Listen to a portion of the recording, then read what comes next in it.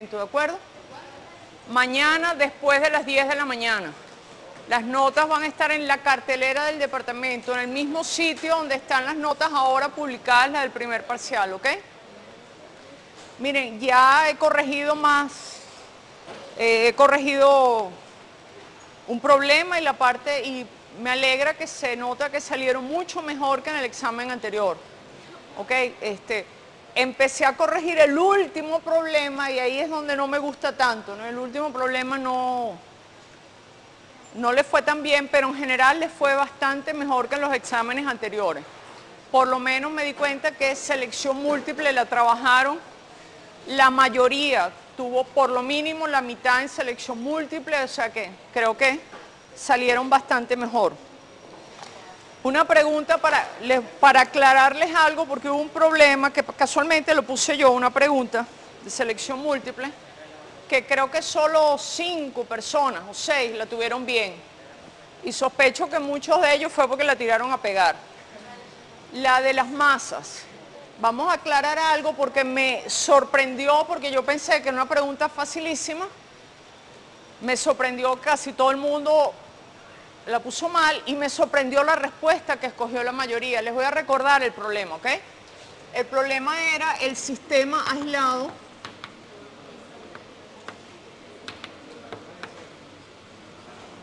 de 3 masas que eran iguales las masas. ¿Se acuerdan? M1, M2 y M3, todas iguales. Sobre M1 actuaba una fuerza neta F1, sobre M2 una fuerza neta F2 y sobre M3 una fuerza neta F3. La clave aquí estaba en el hecho que el sistema está aislado. ¿Qué quiere decir un sistema aislado? Que tengo 3 masas que solo interactúan entre ellas no interactúan con el exterior. Todas las fuerzas que hay son debidas a ellas. Por ejemplo, F1, que es la fuerza que siente la masa 1, es debido a la acción y la reacción de estas dos y así. ¿Ok? Entonces, ¿cuál es la respuesta correcta? Toda la fuerza, F1 es debido a la acción de,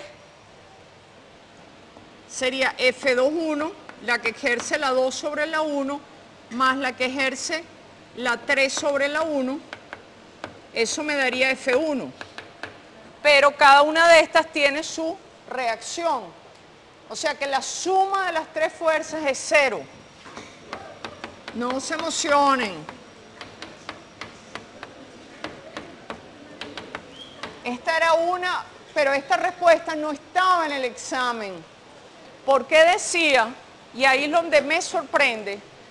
Había una respuesta que decía la suma de las 3 masas es 0 y por lo tanto las partículas no están aceleradas. Esa fue la que escogió la mayoría. Y esa me sorprendió porque esa es erradísima. ¿Por qué? Esta parte es correcta, pero después vean por favor el enunciado. Sobre la partícula M1 tiene una fuerza neta F1. Entonces la partícula 1 tiene una aceleración que es F1 entre M1. ¿Cómo va a tener una aceleración 0? O sea, el problema les decía, sobre M1 actúa una fuerza neta F1. Sobre M2 actúa una fuerza neta F2. Sobre M3 actúa una fuerza neta F3. Entonces la mayoría me pone que la respuesta es que las aceleraciones son 0. La respuesta correcta era que la suma de las aceleraciones es 0. ¿Por qué? Porque F1 es M1 A1 más M2 A2 más M3 A3 y esto es 0. Pero las 3 masas son iguales y se cancelan. Entonces la suma de las aceleraciones es 0. La suma de las fuerzas es 0 correctamente, pero acuérdense, es lo mismo, acción y reacción. Imagínate que son 2 partículas nada más. ¿Qué es lo que yo estaría diciendo? Si tengo 2 partículas, la suma de las fuerzas, ¿cuánto vale?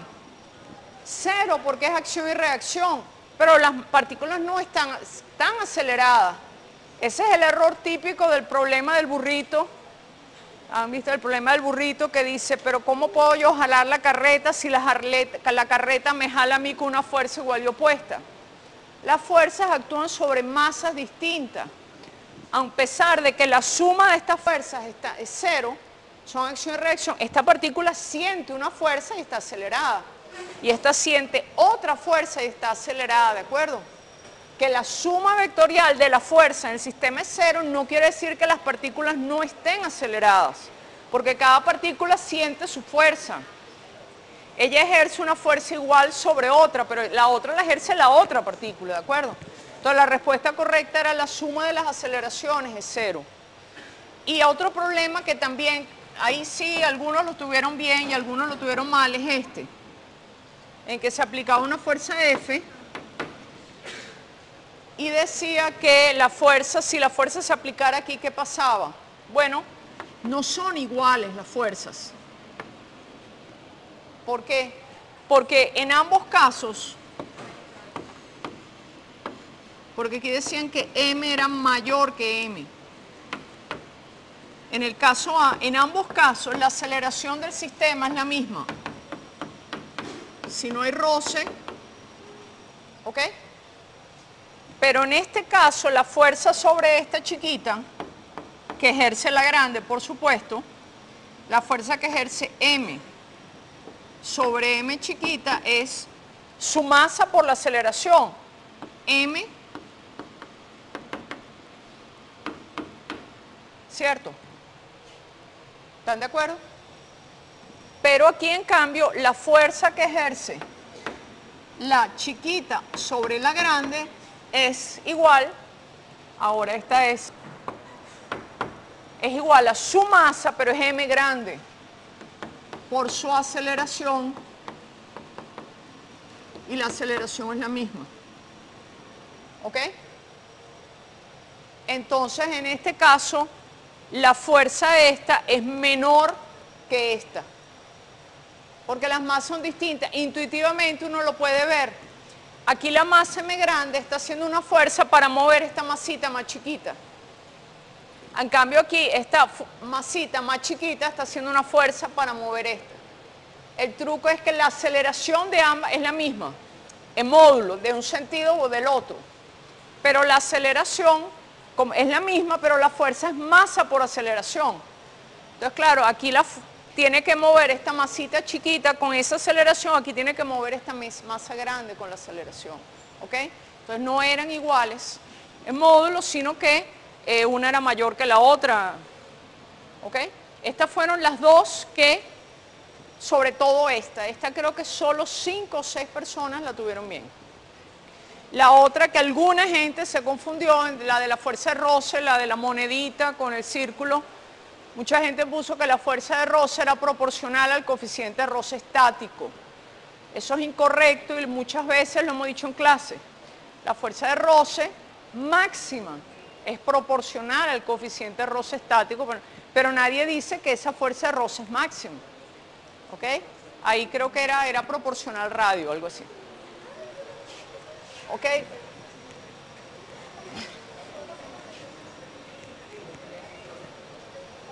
Otro error que me gustaría aclarar. El último problema no lo he corregido todavía, pero ya en los casos que corregí vi mucho este error.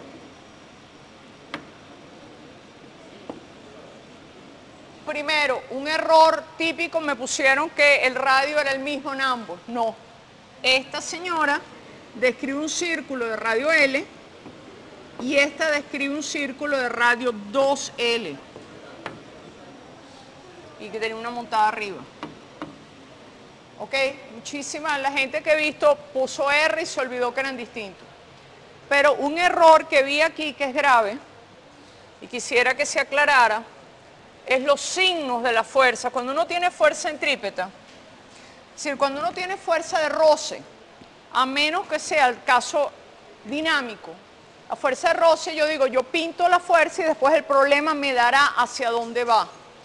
Cuando yo hago fuerza centrípeta, no, porque yo ya sé hacia dónde va la fuerza resultante, porque el sistema está girando. Entonces, por ejemplo, aquí si yo digo sobre este señor actúa T vamos a llamarla T', y esta actúa, vamos a llamarla T1, la ecuación correcta es T1 menos T' es igual a M1 omega cuadrado por L. Muchísima gente me lo puso al revés.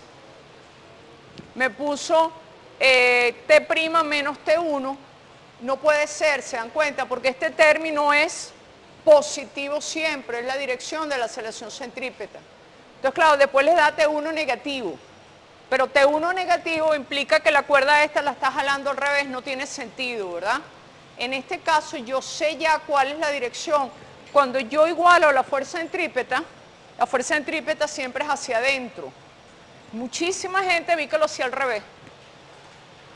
Y claro, si le pone al revés, después le da la tensión al revés. Y claro, en este caso no es posible, ¿verdad? Porque la cuerda 1 no la puede jalar para el otro lado.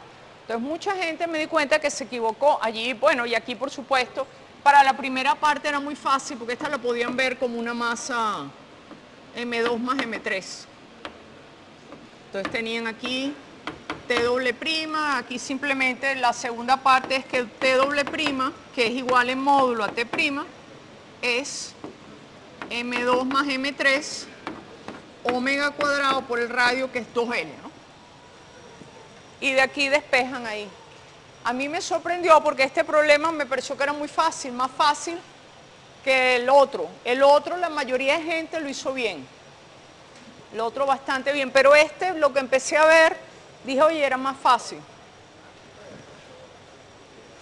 Y en el segundo problema, un error que sí cometió mucha gente, es que en la última parte, cuando esto tenía aceleración, agarraron y pusieron que la tensión de aquí abajo era igual a mg de la primera parte. Un error que sí vi que cometió mucha gente es que para la última parte hicieron su sistema, pusieron T, pusieron F. Aquí es otro caso en que la fuerza de roce dinámico tiene que ir hacia acá, no puede ir de otra manera.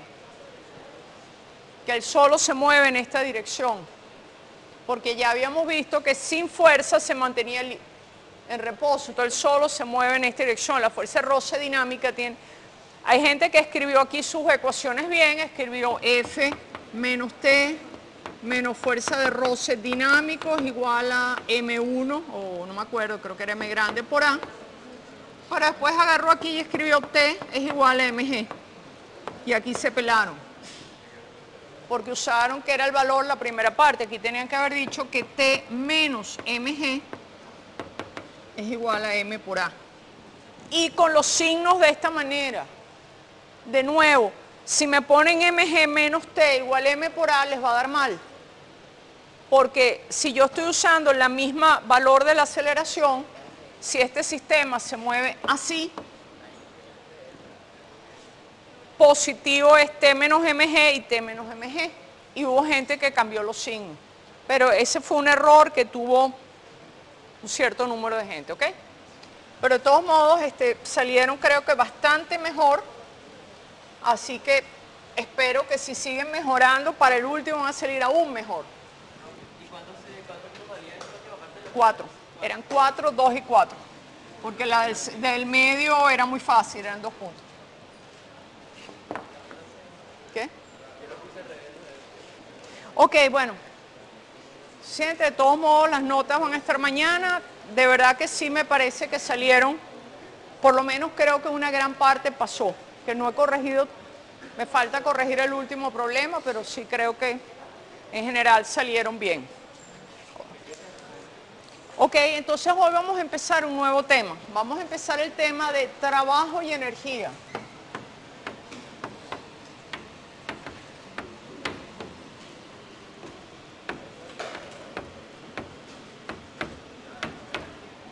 Fíjense que nos faltan para terminar el trimestre este tema de trabajo y energía, nos falta colisiones y nos falta movimiento armónico simple, o sea, nos faltan 3 temas más o menos importantes. Entonces, fíjense, ¿por qué se introduce ese tema? Bueno, hasta ahora el problema de la dinámica que nosotros hemos estudiado, ¿cuál es? El problema de la dinámica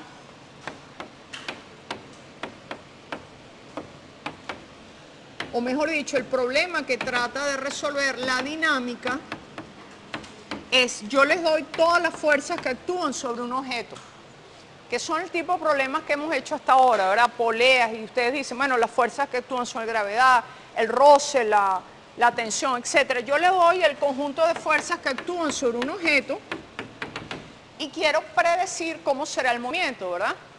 Esa es la idea, como hemos hecho hasta ahora. Este tipo de problemas, si tenemos una masa, tenemos otra, entonces yo sé la fuerza, que es la gravedad, la tensión, cómo se va a mover, se va a mover a la derecha, a la izquierda, se va a caer, cuándo se empieza a mover, todo ese tipo de problemas. Entonces nosotros tenemos, dadas las fuerzas, queremos predecir el movimiento.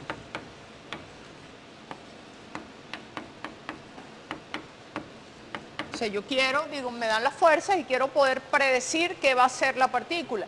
Predecir el movimiento, ¿qué quiere decir? Que yo quiero saber cómo va a ser la aceleración del sistema, cómo va a ser la velocidad y cómo va a ser su posición para todo tiempo, ¿cierto? Esto es el tipo de cosas que hemos hecho hasta ahora, que tienen, por supuesto, una aplicación innegable en la vida diaria, ¿verdad? Quiero saber las fuerzas y quiero saber cómo se comporta el objeto. Y bueno, hasta ahora yo decía, bueno, ¿cómo hago? Bueno, la fuerza neta, ¿verdad? Es la suma de todas las fuerzas que actúan sobre un objeto. Y la fuerza neta, la ley de Newton me dice que es masa por la aceleración. Entonces, la aceleración que tiene un objeto es la fuerza neta dividida entre su masa. Si m es constante, ¿no? Vamos a suponer que la masa es constante. Y bueno, si tengo la aceleración, ¿verdad? Entonces integro y tengo la velocidad.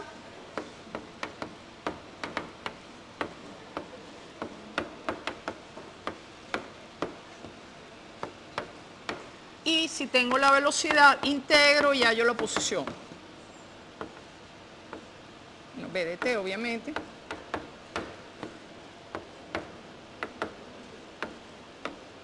¿Cierto? Entonces uno dice, bueno, tenemos nuestra regla, ¿verdad? Si tengo toda la fuerza, sumo la fuerza, el vector resultante y dentro de la masa es la aceleración, y si tengo la aceleración lo tengo todo, ¿verdad? Integro y hallo la velocidad, integro y hallo la posición.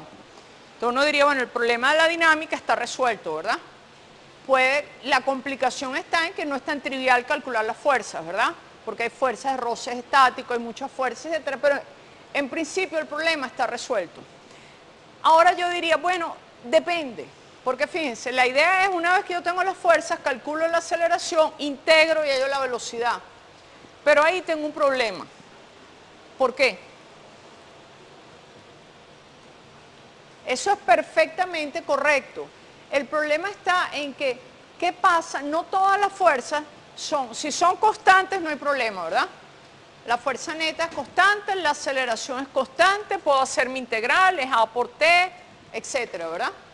O sea, si las fuerzas son constantes, puedo hacer la integral trivialmente, ¿verdad?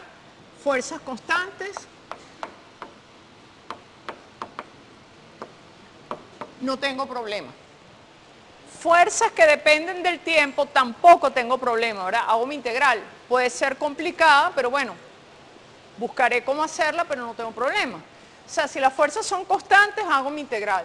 Si las fuerzas dependen del tiempo, en principio también, ¿verdad? Porque tendría que ser, si la fuerza depende del tiempo, obviamente esto implica que la aceleración depende del tiempo.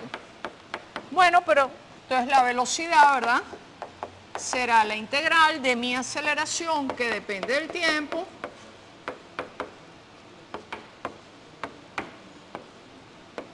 bueno, muy complicada que sea, pero yo puedo hacer ese tipo de integrales, ¿verdad? El problema viene cuando las fuerzas dependen de otras cosas. Por ejemplo, ¿qué pasa si la fuerza, entonces, si la fuerza es constante o depende del tiempo, no tengo problema y puedo usar esta maquinaria. Ahora, ¿qué pasa si la fuerza depende de la posición del objeto? Si las fuerzas dependen de la distancia entre los objetos. ahí me complico la vida. ¿Por qué? Porque supónganse que la fuerza varía por la posición del objeto. ¿Cómo hago la integral? Porque ahora tengo la aceleración, entonces va a depender de la posición. Será F, que depende de la posición, entre M, o sea, esto implica que ahora tengo una aceleración que depende de la posición, y la posición a su vez depende del tiempo. Entonces, cuando yo voy a hacer la integral y digo, voy a aplicar mi método, B de t es igual a la integral de A, pero A depende de R, y R depende de t, por supuesto, de t.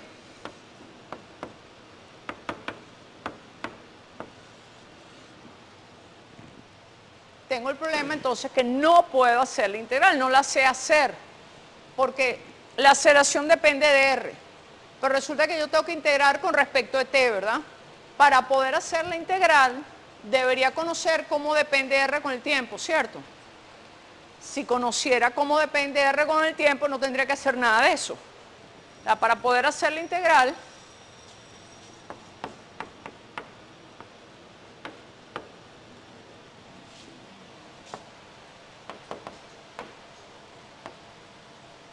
debo conocer cómo depende R con el tiempo para poderlo meter acá. Ah, pero si yo conociera R, la dependencia de R con el tiempo, no tendría que hacer nada de esto, ¿verdad? Porque si conozco R, la dependencia con el tiempo, derivo, ya yo la velocidad, y vuelvo a derivar y ya yo la aceleración. Entonces, el problema está en que el método funciona muy bien siempre que yo tenga fuerzas constantes o que dependan de la velocidad. Perdón, o que dependan del tiempo, pero si la fuerza depende de la posición o de la velocidad, etcétera, entonces tengo problemas. Tengo un mecanismo que es correcto, pero no hago nada, y se dan cuenta. ¿Está claro cuál es el problema que tengo? Si las fuerzas dependen de la posición o de la velocidad, esto que es correcto, en teoría es correcto, en la práctica no me sirve porque no puedo hacer la integral, porque no sé la dependencia con el tiempo.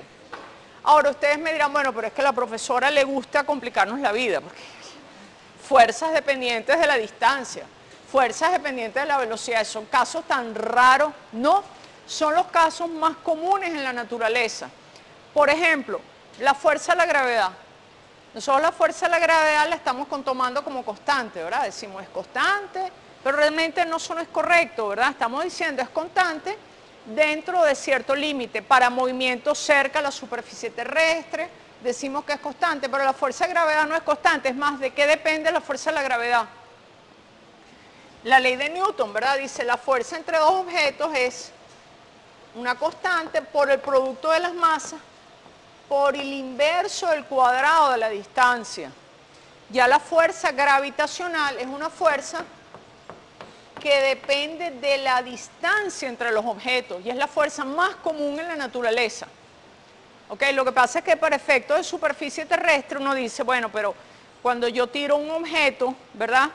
El radio respecto al centro de la Tierra la diferencia es tan pequeña que yo lo considero constante, pero en general no es. Las fuerzas electromagnéticas, que son fuerzas que actúan todos los días, dependen de la distancia entre los objetos. ¿Se acuerdan de la ley de Coulomb? La fuerza entre dos cargas es como directamente proporcional al producto de las cargas, inversamente proporcional ¿a qué? Al cuadrado de la distancia, por una constante proporcional. Entonces, la mayoría de fuerzas que actúan en la naturaleza dependen de la distancia entre los objetos. Es más, no es un caso raro, es lo más común, que las fuerzas entre los objetos dependan de la distancia. Pero claro, a los objetos moverse la distancia varía. Entonces la fuerza es variable, pero yo no sé cómo depende R de T. Entonces fíjense que, entonces digo, ejemplos de fuerzas que varían, las fuerzas electromagnéticas en general dependen de la distancia entre los objetos. También, por ejemplo, la fuerza de roce de un fluido depende de la velocidad. Después haremos el ejercicio típico del paracaidista que va cayendo. ¿Cuál es el efecto del paracaídas? ¿Por qué se abre la paracaídas? ¿Cuál es el efecto? ¿Por qué, digamos, Si ustedes se van a tirar de un avión, es preferible que se tiren con paracaídas que sin paracaídas, ¿verdad? ¿Por qué? ¿Qué hace el paracaídas? Se abre y al abrirse, ¿qué es lo que aumenta? El roce.